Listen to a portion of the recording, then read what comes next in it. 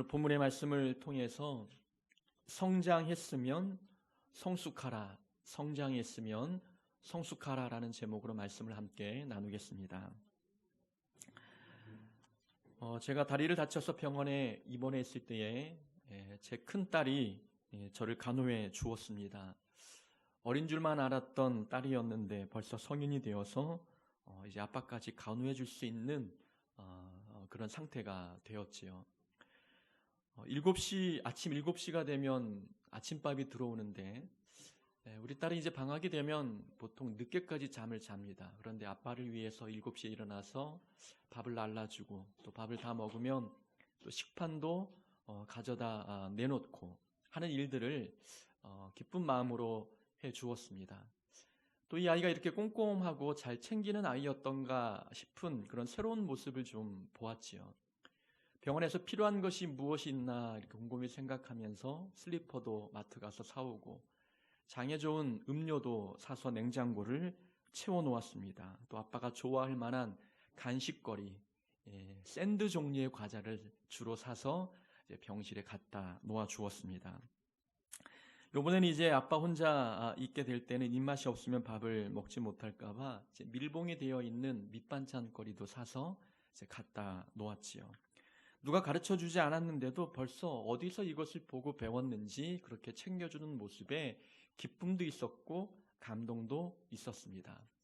기억에 남을 만한 상황 두 가지가 있었는데 하나는 이제 아빠를 돌봐주다가 본인이 개인적인 일로 순천에 내려갈 일이 있어서 이제 자리를 비워야만 했습니다. 병원에는 밥은 주지만 수저는 주지 않습니다. 개인 수저를 가지고 이제 사용을 해야 되는데 이제 수저를 이제 사용하면 설거지를 해놔야 되잖아요. 근데 아빠가 혼자 있으면 불편한 몸으로 설거지 해놓는 것이 너무 어려워할까봐 마트 가서 일회용 수저를 잔뜩 사다 놓았습니다. 없는 동안 이것을 사용하고 움직이지 말라고, 설거지하지 말라고 사다 놓아 주었습니다. 이 정도로 참 세밀하게 챙기는구나 하는 모습에 좀 놀랐지요.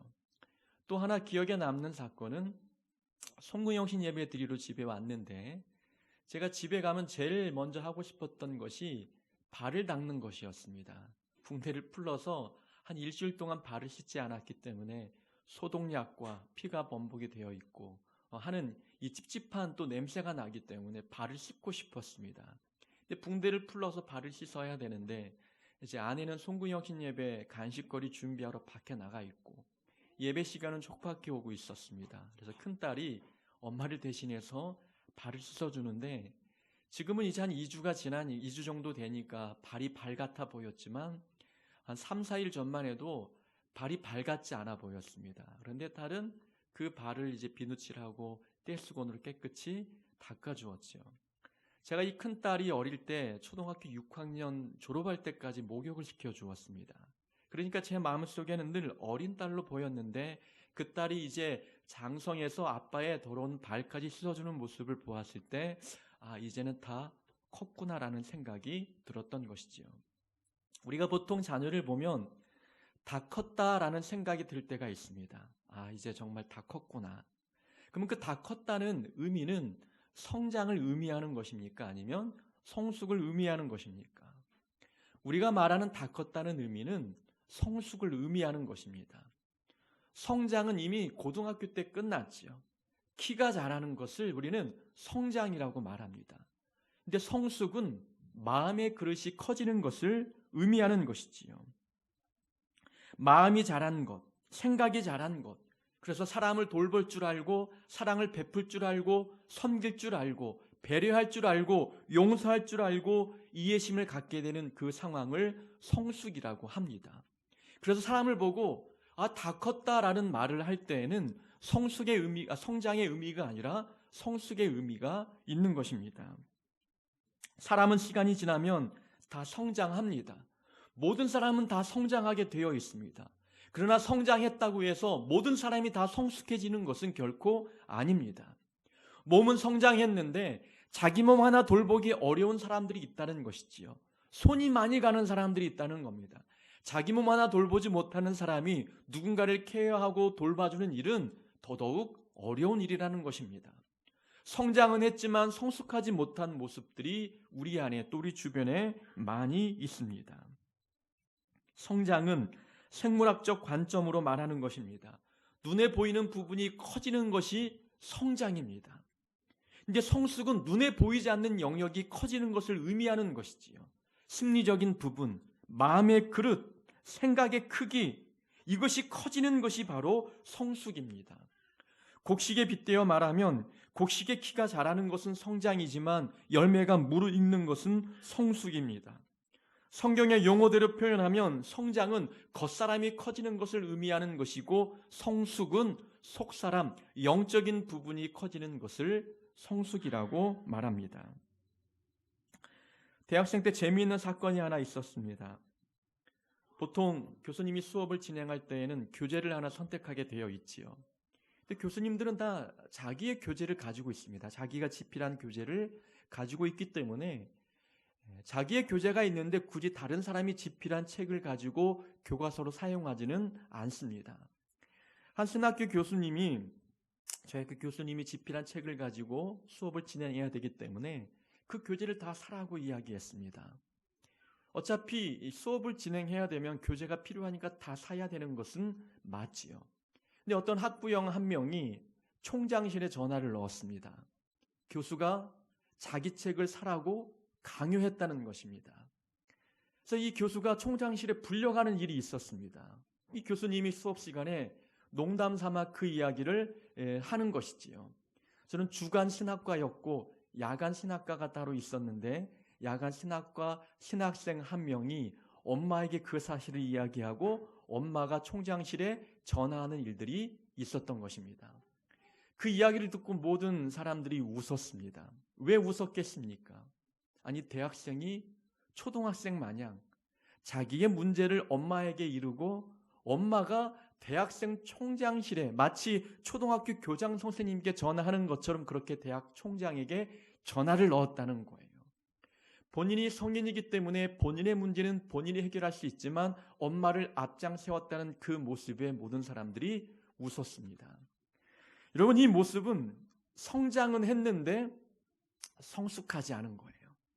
성장과 성숙에 불균형이 일어나고 있기 때문에 성장은 했지만 성숙하지 못한 모습으로 말미암아 문제가 생기고 있다는 것입니다. 성장과 성숙에 불균형이 있는 사람들이 많습니다. 대부분 성장에는 관심이 있지만 성숙에는 관심이 없기 때문에 그렇지요. 우리가 삶에 갈등이 일어나는 이유는 무엇 때문입니까? 사람과의 관계에서 갈등이 일어나는 문제를 가만히 보십시오. 그러면 성장의 문제 때문입니까? 아니면 성숙의 문제 때문입니까? 부부와의 관계에도 갈등이 있고 그리고 성도와의 관계에서도 갈등이 있습니다.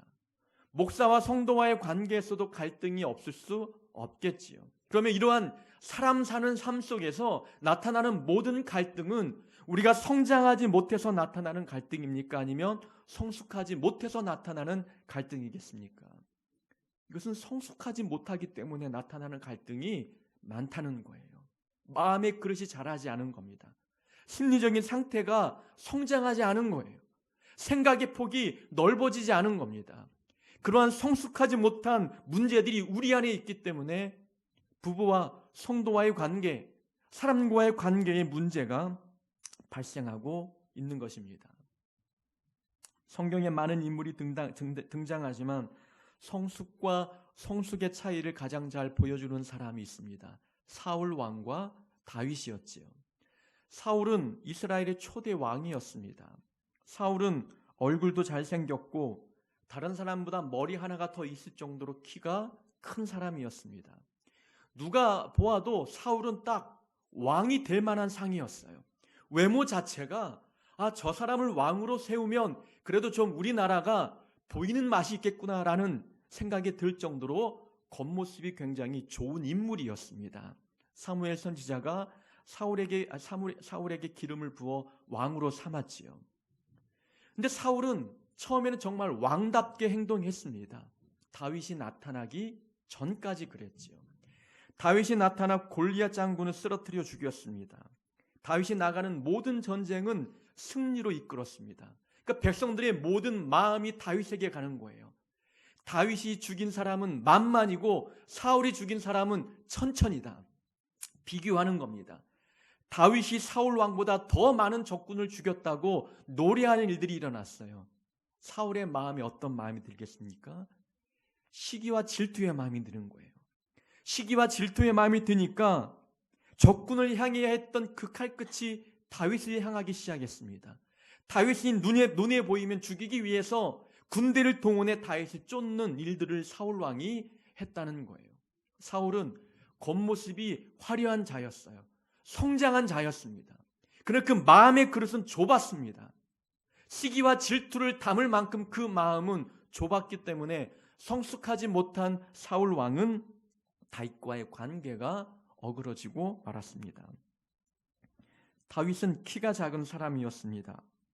골리앗과 싸우러 나갈 때 사울이 갑옷을 입혀 주었는데 그 갑옷의 크기가 너무 커서 입을 수 없을 정도로 키가 작았습니다. 그래서 이제 다윗은 그만큼 외모적으로 볼 때 볼품이 없는 사람이었다는 거죠. 얼굴도 그렇게 잘생기지 않았다고 성경은 증언하고 있습니다. 키도 작고 얼굴도 못생겼고 누가 보아도 왕이 될 모습은 아니었지요. 사무엘 선지자가 사울 왕의 뒤를 이어서 왕이 될 만한 사람을 찾기 위해서 다윗의 집을 방문했습니다. 다윗의 아버지 이새는 자기 아들들을 세워놓고 사무엘 선지자에게 선을 보이는 거예요. 큰아들부터 이제 다윗 그 바로 위 형까지 쭉 세워놓았지만 다윗만큼은 부르지 않았습니다. 아버지가 볼 때에도 다윗은 외모로 볼 때 왕이 될 만한 모습이 아니라고 생각했던 것 같습니다. 왕을 뽑으러 온 사무엘 선지자가 집에 방문했지만 그 시간에 다윗은 목동일로 양을 치는 일에 전념하고 있었지요. 그만큼 그의 모습은, 그의 외모는, 그의 모습은 왕이 될 만큼 어떤 성장한 모습이 결코 아니었다는 것이지요. 그래서 다윗은 성숙한 사람이었습니다. 마음의 그릇이 큰 사람이었습니다. 믿음의 그릇이 큰 사람이 다윗이었다는 거죠. 사울왕이 자기를 죽이러 쫓아왔을 때에 다윗은 사울왕과 1대1 만남에서 사울을 죽일 수 있는 기회가 있었습니다. 다윗을 따르는 군인들도 많이 있었다는 거죠. 그러나 다윗은 사울왕은 하나님이 기름 부어 세운 왕이다. 하나님이 세운 왕을 내가 죽일 수 없다 라고 이야기했습니다. 하나님이 알아서 책임져 주시겠거니 생각하고 다윗의 마음에는 이 사울왕이 변화되기를 기대했습니다. 지금은 잠시 그 마음의 시기 원망 때문에 그가 이러한 악한 모습을 보이지만 그러나 다윗은 정말 진심으로 사울왕이 변화되기를 간절히 소망했던 사람입니다. 어찌 보면 사람의 마음으로 볼 때에 미운 사람이었지요. 그러나 다윗은 감정적으로 일을 처리한 사람이 아니었습니다. 그만큼 다윗은 성숙한 사람이었습니다. 사람 관계에서 나타나는 모든 갈등은 성장의 원인이 되지 않습니다. 성숙하지 못한 모습이 문제의 원인이 되고 있다는 것이지요. 사돈이 땅을 사면 배가 아픈 것, 성숙하지 못한 이유 때문입니다. 남이 잘 되면 시기하고 질투하는 것도 성숙하지 못한 우리의 모습 때문입니다. 옆에 성도가 복을 받으면 함께 기뻐해 주지 못하는 이유도 내가 성숙하지 못했기 때문입니다. 신앙생활에서도 성도와의 관계에서도 나타나는 모든 문제는 미성장이 문제가 아니라 미성숙이 문제입니다. 이성희 사모님, 그 안에서 아이들하고 놀지 마시고 좀 잘 정리해 주시기 바랍니다. 놀라고 거기 들어가 있는 게 아니니까 사모님. 그 문을 좀 닫아 주십시오. 작은 문을, 출입문을.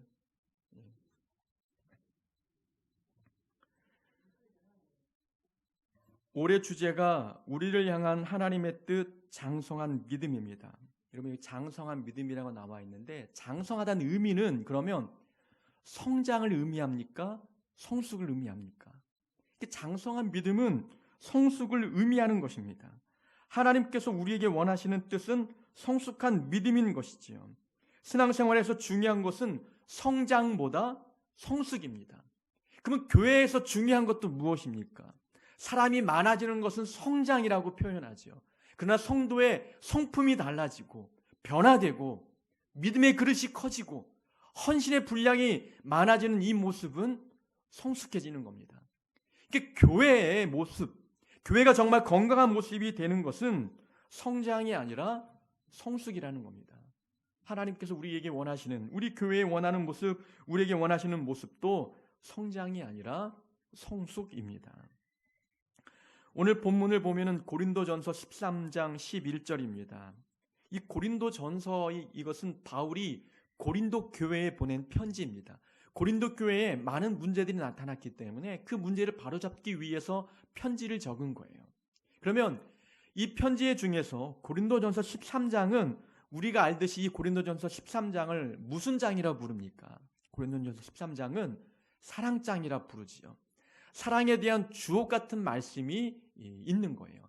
사랑은 오래 참고 시기하지 아니하고 투기하지 아니하고, 우리가 알고 있는 모든 사랑에 대한 좋은 말씀들이 이 13장 안에 다 들어가 있는 겁니다.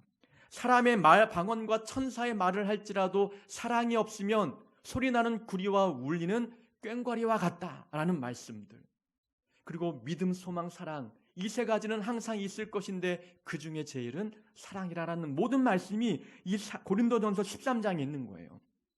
바울은 사랑을 강조하고 있다는 거죠. 왜 그러냐라는 겁니다. 이 사랑을 강조할 때 은사와 대조적으로 설명하고 있어요. 그러니까 바울이 강조하는 것은 은사가 중요한 것이 아니라 사랑이 중요함을 이 고린도전서 13장을 통해서 고린도 교회 교인들에게 가르쳐주고 있는 거예요. 사랑에 대한 줄거리를 쭉 이야기하다가 오늘 본문이 중간에 들어가 있다는 거예요. 내가 어렸을 때에는 말하는 것이 어린아이와 같고 깨닫는 것이 어린아이와 같고 생각하는 것이 어린아이와 같다가 장성한 사람이 되어서는 어린아이의 일을 버렸노라.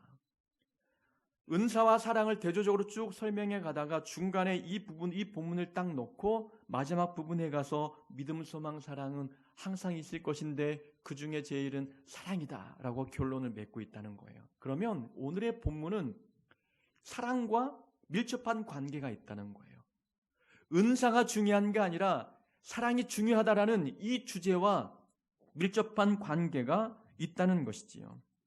한번 우리가 이해되기 쉽도록 하기 위해서 한 가지 예를 설명해 드리겠습니다. 제가 여천제일교회 있을 때에 부교육자가 많았습니다. 부목사가 4명이었고 전임 전도사님이 한 2명이었죠. 그러니까 6명이 한 사무실에서 근무를 했습니다. 근데 한 전임 전도사님 한 분이 어느 날 새 구두를 신고 오셨어요.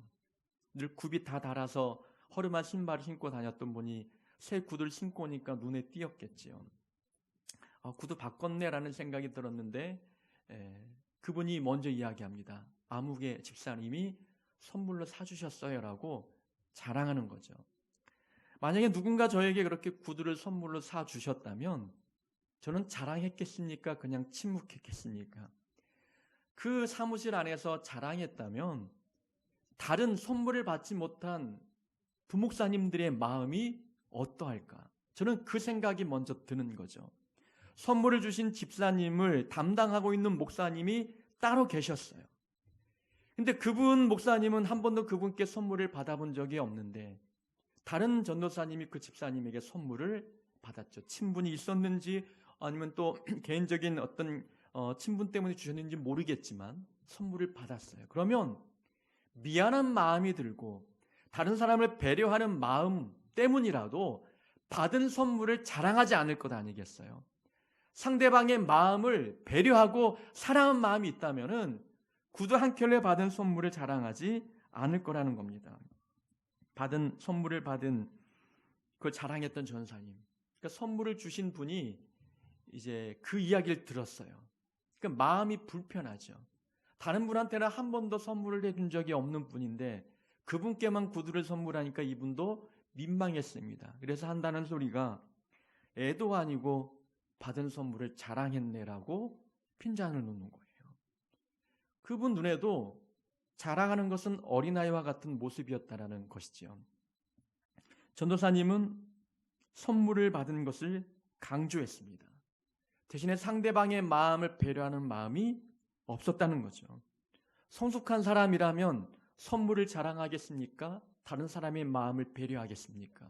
다른 사람의 마음을 배려하는 거죠. 그게 성숙한 모습이고 사랑이라는 것입니다. 고린도 교회의 문제가 이와 똑같았어요. 우리가 고린도전서 13장을 사랑장이라고 이야기했다면 그 앞장에 있는 고린도전서 12장은 은사장이에요. 그 은사장이라는 것은 은사에 대해서 쭉 설명을 해놓고 있는데 왜 은사에 대해서 바울이 설명했느냐? 고린도 교회 교인들은 은사가 많았습니다. 은사는 하나님께 받은 선물을 의미하는 것이거든요. 그 선물, 은사를 받았다는 것, 방언하는 은사, 그 방언을 통변하는 통역의 은사, 병 고치는 은사, 수많은 좋은 은사들이 이 고린도 교회 교인들에게 많았습니다. 그러면 은사가 풍부한 교회라면 교회가 성숙해져야 되잖아요. 그렇지 않았다는 거죠. 교회가 갈라지고 분열되기 시작했어요. 4개의 파로 교회가 찢어지고 있었다는 것입니다.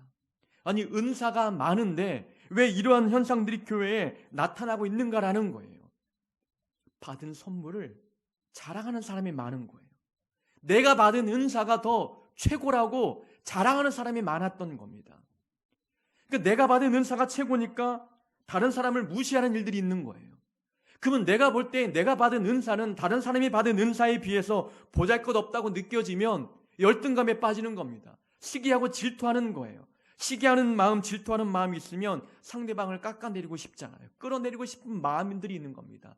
그런 마음들이 있다 보니까 교회가 하나 되지 못하는 거예요. 그래서 바울은 고린도전서 12장 마지막 절에 가서 더욱 큰 은사를 사모하라라고 말하는 겁니다.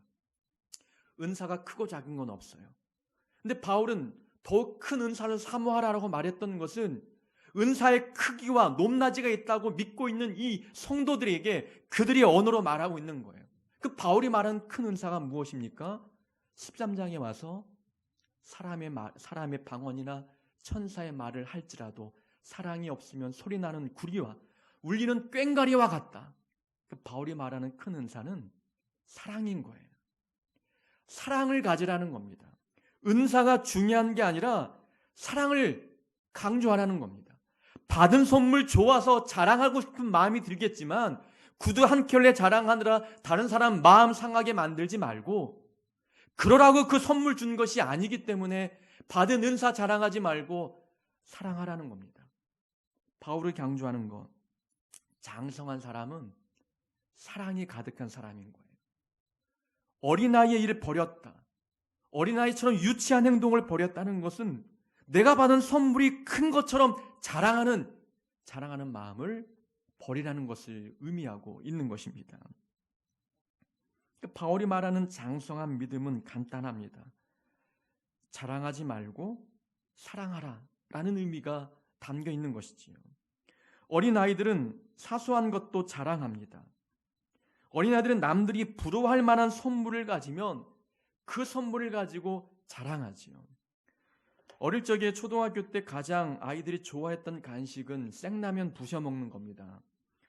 생라면 부셔가지고 스프 뿌려가지고 누군가 먹고 있으면 그날은 그 생라면 들고 먹고 있는 사람이 대장이 되잖아요. 다 붙어가지고 한 입만. 면은 안 주고 스프만 잠깐 손에 줘도 스프를 혀로 막 찍어 먹는 일들이 있었잖아요. 그러니까 이 라면 봉지 하나 들고는 사람이 그날은 모든 친구들을 통제하는 거예요. 그러니까 어른이 그 모습을 볼 때 어떻겠어요? 아, 어리구나라는 생각이 들지 않겠습니까? 라면 한 봉지를 들고 있으면 내가 큰 사람이 된 것 같은 거예요. 그러니까 어린아이 특징은 그거입니다. 내가 남들이 갖지 못한 선물을 갖고 있으면 그 선물이 나를 큰 사람으로 만들어준다고 착각하고 있다는 거예요. 라면 봉지를 들고 있어서 친구들이 다 한 입만 달라고 달라드니까 자기가 대장이 된 것 같고 큰 사람이 된 것 같은 거예요. 고린도 교회 성도들이 왜 어린아이 신앙을 갖고 있었느냐? 그들은 은사를 갖고 있었지만 자기가 받은 은사 때문에 자기가 믿음이 큰 사람인 것처럼 착각하고 있다는 것입니다. 근데 바울이 말하죠. 선물을 받았다고 해서 그 선물이 그 사람의 가치를 높여주는 게 아니라는 거예요. 그 사람이 큰 사람이 되는 원인, 그 사람이 좀 더 정말 가치 있는 사람이 되기 위해서는 사랑을 가지라는 겁니다. 사랑을 갖고 있는 자가 더 큰 사람이라는 거예요. 선물이 내 존재를 높여주는 것이 아니라 내 안에 있는 사랑의 크기가 클수록 내가 큰 사람이 되고 있다는 거예요. 큰 사랑을 갖고 있는 자가 장성한 믿음, 성숙한 믿음, 어른의 믿음을 갖고 있는 사람이라고 바울은 가르치고 있는 것입니다. 라면 한 봉지는 금세 먹으면 사라져요. 그럼 라면 한 봉지를 들고 있던 그 친구는 이제 더 이상 대장이 되지 않습니다. 주신 선물, 그것이 은사라 할지라도 그 은사는 영원히 가지 않습니다. 바울이 고린도전서 13장에 말하잖아요. 예언도 패하고 방언도 그치고 지식도 패하지만 사랑은 끝까지 간다는 거예요. 믿음, 소망, 사랑은 끝까지 있는데 그 중에 제일은 사랑이라. 주님이 오시는 그날에는 모든 은사는 다 없어지지만 그런 믿음, 소망, 사랑은 끝까지 하늘나라까지 가지고 가는 것이다. 그럼 무엇이 크겠느냐? 사랑이 크다는 거예요. 그러니까 사랑을 갖고 있는 자의 존재가 더 높아진다고 바울은 가르쳐주고 있는 것입니다. 자녀와 부모님이 있습니다. 그러면 자녀가 부모보다 큽니까? 그렇지 않잖아요. 부모님이 자녀보다 큰 거예요. 가만히 생각해 보니까 자녀가 부모님의 모든 부분은 다 따라잡을 수 있습니다. 경제력도 부모를 따라잡을 수 있잖아요. 키, 신체 조건도 부모를 따라잡을 수도 있어요. 우리 아들이 저보다 벌써 다 컸잖아요. 그리고 지식 수준, 지혜, 경험도 시간이 지나면 자녀들은 부모의 것을 다 따라잡습니다. 근데 자녀가 부모가 가지고 있는 것 딱 한 가지를 따라잡을 수 있는 것이 있어요. 그게 무엇입니까? 사랑의 크기예요. 아무리 자녀가 자라도 부모의 사랑의 크기는 따라잡을 수 없다는 거예요. 죽는 순간까지 부모는 자녀를 향한 더 큰 사랑을 가지고 있다는 것입니다. 그러면 누가 큰 존재예요? 그래서 부모가 자녀보다 큰 존재라는 겁니다. 지식이 많아서, 경제력이 뛰어나서, 돈이 많아서 그게 아니라는 거죠. 사랑의 크기가 크기 때문에 큰 존재가 되고 있다는 거예요. 그래서 바울은 이 고린도 교회 교인들에게 말하는 겁니다. 아버지 신앙을 가지라는 거예요. 고린도전서를 쭉 처음부터 읽어보면은 일만 스승은 많은데 아버지가 없다고 바울이 책망하고 있어요. 가르치는 자는 많은데 아버지가 되는 자가 이 교회에 없다는 겁니다. 아버지 신앙을 갖고 있는 자가 없다는 거예요. 지식이 많아서 가르치고 훈계하고 야단치는 자는 많지만 아버지의 사랑을 가지고 용서하고 배려하고 품어주는 사람이 없다고 책망하고 있다는 것이지요. 자랑하지 말고 사랑해라 라는 것은 아버지의 마음을 가지고 사랑하라는 것입니다. 사랑을 마음에 품고 있는 자가 더 큰 존재이기 때문에 남들이 갖지 못한 선물, 은사를 가졌다고 자랑하거나 자기가 큰 존재가 된 것처럼 교만하지 말라고 이야기하는 것입니다. 그런 모든 모습은 어린아이와 같은 모습이라는 거죠. 장성한 믿음을 갖고 있는 자는 사랑이 큰 자이다. 아버지의 사랑을 갖고 있는 자이다 라고 이야기하고 있습니다. 내가 남들보다 돈이 많으면 그 돈이 나를 큰 사람으로 만들어줍니까? 아니라는 것입니다. 외적인 조건이 나를 큰 존재, 가치 있는 존재로 만들지 않습니다. 내 안에 사랑이 있으면, 남들보다 큰 사랑을 갖고 있으면 그 사람이 더 큰 존재예요. 아버지는 아들이 당신보다 더 높은 자리에 올라갈 때 시기합니까? 더 기뻐하지요. 모든 아버지는 내 자녀가 아버지보다 더 잘 되기를 바라요.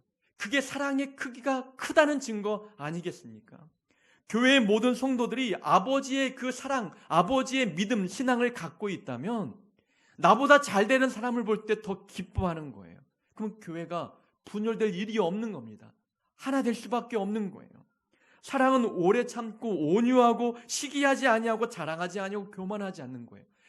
이런 사랑의 크기를 갖고 있는 아버지 신앙을 갖고 있는 성도들이 교회에 가득하다면 그 교회는 정말 성숙한 교회가 되는 것입니다. 장성한 믿음은 자랑하지 않고 사랑하는 자들을 의미하는 것입니다. 고린도 교회는 은사가 많은 교회였습니다. 그런데 아이러니컬하게도 교회가 분열되고 있다는 거죠. 그걸 보면 우리가 알 수 있는 게 무엇입니까? 은사가 많다고 해서 그것이 교회가 하나가 되는 것은 아니구나. 은사가 많다고 해서 교회가 성숙해지는 것은 아니구나. 그러면 성숙과 관련 있는 것은 은사가 아니라 무엇입니까? 열매입니다. 사랑은 성령의 열매예요. 바울은 더 큰 은사를 사모하라라고 말하면서 사랑을 강조하지만, 그러면 바울의 입장에서는 성령의 열매는 그 어떤 은사보다도 더 큰 은사라고 우리에게 가르쳐주고 있는 거예요. 성령의 열매는 은사보다 더 중요하고, 그리고 우리를 더 장성한 믿음으로 만들어주는 것입니다. 교회를 하나 되게 하는 것도 은사가 아니라 열매라는 겁니다. 그래서 바울이 말한 장성한 믿음은 성령의 열매를 인격에 맺는 사람들, 그러한 자들이 장성한 믿음을 갖는 자들이에요. 열매는 여러분 인격에 맺습니다. 우리의 성품에 맺는 거예요. 그래서 성령의 열매가 있는 사람들은 성품이 변화되게 되어 있습니다. 바울이 교인들에게 말하잖아요. 사람의 방언과 천사의 말을 할지라도 사랑이 없으면 소리나는 구리와 같고 울리는 꽹과리와 같다. 은사가 아무리 많아도 열매가 없으면, 성령의 열매가 없으면 소음이라는 거예요. 소음.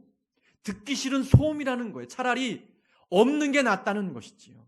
바울이 강조하는 것은 그것입니다.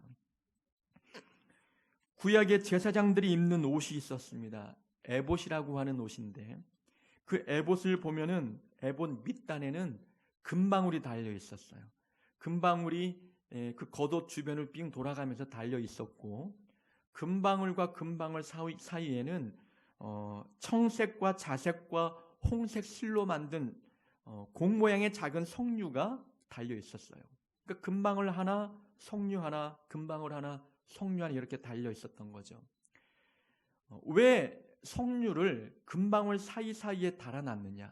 그 석류가 금방울이 딸랑거리는 소리를 완충 역할을 해주는 거예요. 시끄럽지 않게 만드는 겁니다. 그것을 영적인 의미로 해석하면 금방울은 은사를 의미하는 것이고, 석류는 성령의 열매를 상징한다고 우리는 보통 해석합니다. 이 석류가 없으면 금방울은 시끄러운 거예요. 금으로 만들어져 있어도 딸랑딸랑하는 소리가 너무 시끄럽게 들리는 거죠. 그러니까 사랑의 열매가 없이 은사만 갖고 있으면 교회가 시끄러워진다는 것을 의미하고 있는 것이지요. 지난 교회에서 한 여자 집사님이 교회를 등록하셨습니다. 그분은 저에게 늘 자랑 삼아 이야기해요. 본인은 대한민국에서 영적인 수준으로 꼽으면 3번째 손가락 안에 든다고 자랑합니다. 전에도 한번 말씀을 드린 것 같습니다. 그분이 기도회 때 제가 트는 음악을 듣고 그 음악이 마음에 들지 않았는지 음악을 좀 바꾸라고 이야기하는 거예요. 모든 음악에는 영적인 파장이 있는데 본인이 볼 때 이 음악은 영적인 파장이 영적이지 않아서 이 음악은 기도의 음악에 좋지 않다고 이야기하는 거예요. 우리 교회 새벽기도에 트는 음악이었고, 여천제일교회 사역할 때에도 새벽기도회 때마다 트는 음악이었어요. 그분이 그렇게 이야기하길래, 목사인 제가 볼 때는 음악이 참 괜찮은데요, 목사님은 영적이지 않아서 모릅니다. 저는 대한민국 안에서 3번째 손가락 안에 들 만큼 영적인 사람이에요 라고 자랑하는 겁니다. 제가 한 설교를 가지고도 꼬투리 잡아서 찾아올 때가 있었어요. 성경 해석이 틀렸다는 거죠. 본인이 알고 있는 것과 다르다는 겁니다. 전화하고 찾아와서 이야기하고 문자하고, 제가 전화도 안 받고 만나주지 않으니까 편지를 써서 제 책상에 올려놓기까지 했어요. 그것은 교만한 거죠. 시끄러운 겁니다. 열매가 필요한 거예요. 그런 분에게는 열매가 필요한 거예요. 그 은사가 많다고 하는 사람들은 그 은사 선물 때문에 자기가 남들보다 더 수준이 높다고 생각하고 있는 거죠. 착각이고 오해라는 겁니다. 열매가 많은 사람들이 정말 큰 사람인 거예요. 어른과 아이의 차이는 어디에서 나타납니까? 인격의 차이에서 나타나는 거예요. 과자 한 봉지 누군가 먹었다고 해서 화내는 어른 없잖아요. 인격이 어린아이보다 뛰어나기 때문에 그렇습니다. 성령의 열매가 인격에 맺어지면 그 사람의 성품은 달라지는 겁니다. 충동적이지 않고 합리적이며 본능적이지 아니하고 이성적으로 행동하게 되는 일들이 성령의 열매를 갖는 자들에게서 나타나는 모습입니다.